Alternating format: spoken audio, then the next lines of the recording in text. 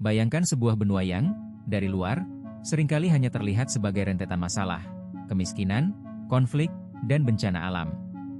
Namun, di balik narasi itu, tersembunyi sebuah harta karun geologi dan geopolitik yang kini menjadi medan pertempuran senyap, memperebutkan masa depan ekonomi dunia. Inilah Afrika. Mengapa benua ini menjadi rebutan negara-negara besar, dan apa yang sebenarnya dipertaruhkan? Jauh dari citra gersang yang seringkali digambarkan, Afrika adalah benua yang diberkahi kekayaan alam melimpah ruah. Di bawah tanahnya yang luas, tersimpan deposit mineral strategis yang tak ternilai harganya bagi peradaban modern. Kita bicara tentang kobalt, bahan vital untuk baterai kendaraan listrik dan perangkat elektronik kita. Litium, emas putih, yang menggerakkan revolusi energi hijau. Mangan, krom, dan elemen tanah jarang, yang menjadi tulang punggung teknologi canggih dari smartphone hingga sistem pertahanan. Tapi itu belum semua. Afrika juga memiliki cadangan minyak bumi dan gas alam yang masif, emas, berlian, dan tembaga yang melimpah. Kekayaan ini, tak bisa dipungkiri, adalah magnet utama yang menarik perhatian kekuatan global. Selain kekayaan alamnya, posisi geografis Afrika sangatlah strategis. Terletak di persimpangan jalur pelayaran utama yang menghubungkan Eropa, Asia, dan Amerika, Afrika adalah jembatan maritim yang krusial. Dan bukan hanya itu, Afrika juga memiliki populasi termuda dan tumbuh paling cepat di dunia. Dengan lebih dari 1 miliar penduduk, yang diproyeksikan akan berlipat ganda dalam beberapa dekade, Afrika bukan hanya sumber tenaga kerja, tetapi juga pasar konsumen potensial yang sangat besar. Ini adalah kunci untuk pengaruh geopolitik global dan pasar masa depan yang tak bisa diabaikan. Perebutan Afrika bukanlah fenomena baru. Akarnya menjalar jauh ke era kolonialisme Eropa di abad ke-19, ketika kekuatan Barat membagi dan mengeksploitasi benua ini demi sumber daya dan wilayah. Batas-batas negara ditarik tanpa peduli suku atau budaya, hanya untuk kepentingan kolonial. Ketika negara-negara Afrika meraih kemerdekaan di pertengahan abad ke-20, banyak yang berharap era eksploitasi telah berakhir. Namun, pola ini hanya bergeser. Muncullah apa yang kita sebut neokolonialisme, di mana negara-negara maju dan berkembang lainnya tidak lagi menduduki secara militer, tetapi mencari pengaruh melalui ekonomi, politik, dan bahkan militer secara tidak langsung. Ini adalah permainan baru dengan aturan yang sama, mengamankan akses dan dominasi. Dulu, pasca kolonial, perebutan ini didominasi oleh kekuatan Barat seperti Eropa dan Amerika Serikat. Tapi kini, lanskapnya telah berubah drastis. Pemain baru dan lebih agresif telah muncul di panggung Afrika. Kita melihat Tiongkok, dengan pendekatan ekonominya yang masif. Rusia, dengan fokus pada keamanan dan sumber daya. India, Turki, dan bahkan negara-negara Teluk, semuanya berlomba untuk mendapatkan pijakan.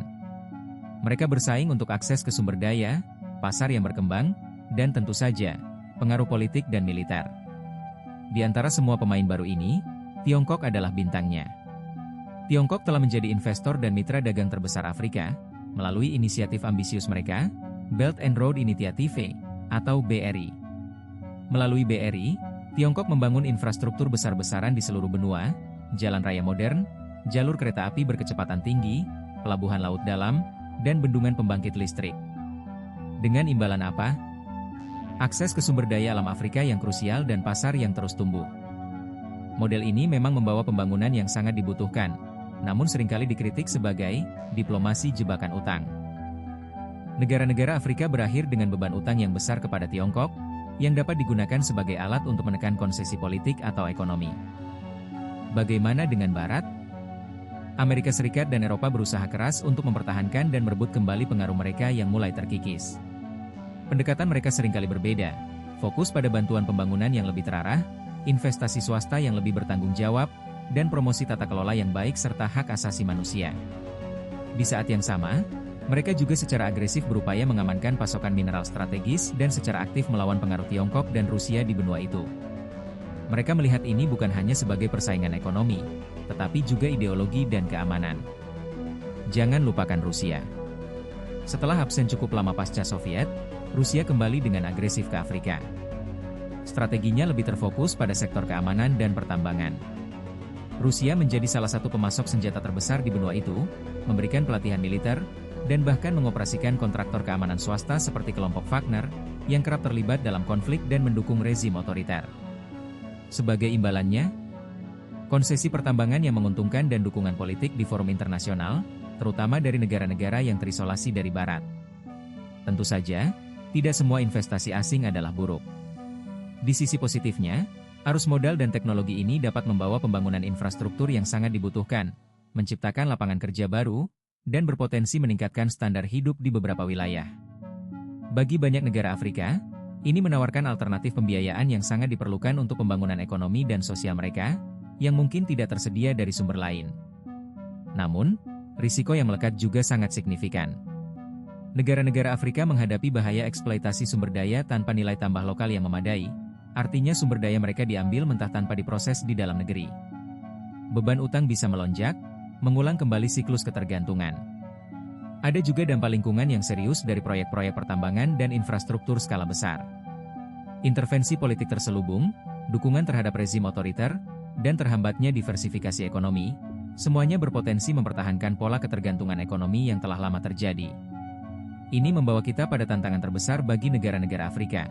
Bagaimana menyeimbangkan kebutuhan akan investasi dan pembangunan dengan menjaga kedaulatan nasional mereka. Bagaimana memastikan bahwa kesepakatan yang dibuat adalah adil dan transparan, serta mengembangkan kapasitas lokal untuk mengelola sumber daya mereka sendiri demi keuntungan jangka panjang rakyatnya? Ini adalah tarik ulur yang kompleks antara kesempatan dan risiko, di mana pilihan yang salah bisa memiliki konsekuensi jangka panjang. Dunia kini berada di tengah transisi energi global, bergerak menuju teknologi hijau dan berkelanjutan.